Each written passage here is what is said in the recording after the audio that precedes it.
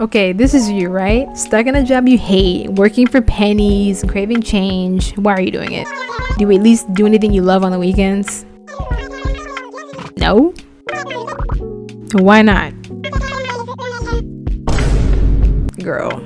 Okay, well, I'm no Indeed or LinkedIn, but this is what I would do, or at least the advice that I could give. I'm not the best at giving advice on things like this because I know that there are many different people in different situations, and this is definitely on a case-by-case basis. So anything that doesn't really apply to you, or you can't use it directly, maybe take something from this that you can use to maybe better either yourself or somebody else that you know that would benefit from this personally. Ask yourself the hard questions. Do you like your job? Do you do little stuff outside of work? Can you leave your job? If the answer to most of these is no, you're not alone. Many people feel stuck. Now, if you can leave your job, great. If you can't, then you gotta find ways to make the job more bearable.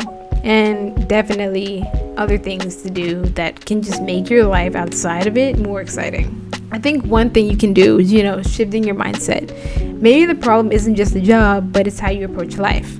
When I'm stuck at my desk, I try to find little things to be grateful for, because when you go too long without thinking about the positives, it's really easy to hyperfixate on the things that are going wrong in your life. Like, yeah, your mental health is declining, but your physical health could be really good. And a lot of times people don't really think about that, and it's really easy to get caught up in that, especially when you're going from your job to home, then home to your job. It's just a lot.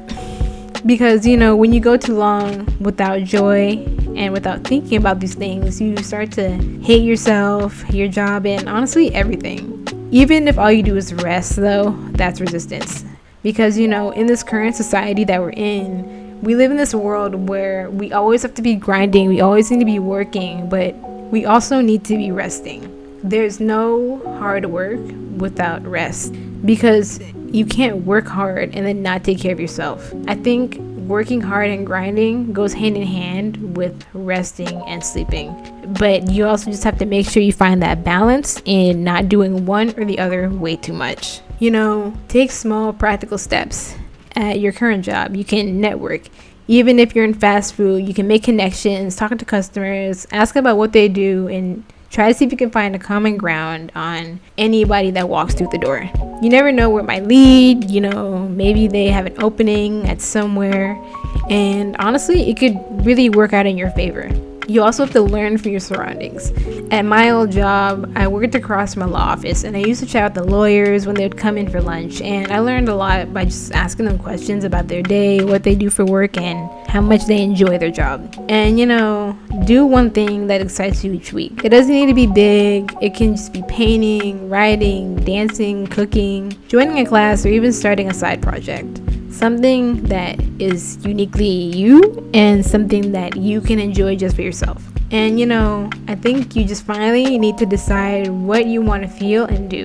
When you're not working, what do you really want? Not what pays the most or what looks good on a resume, but what fills you up. What fills up your cup, to be honest. Because you can't pour into others if you aren't pouring into yourself. And I'm still learning that to this day.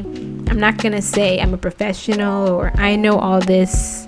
This is just from my lived experiences. And I feel like more people need to do things that they love. So many people, we get home from work and then we're tired and we don't want to do anything.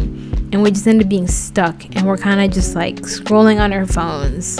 But even if you can take maybe a couple days to not scroll on your phone and maybe look at something you enjoy, if it's a new show or a movie, that's also good, even if you don't feel like creating. It's what makes us human, and it's just what we do. And finally, just create even if you don't feel like it.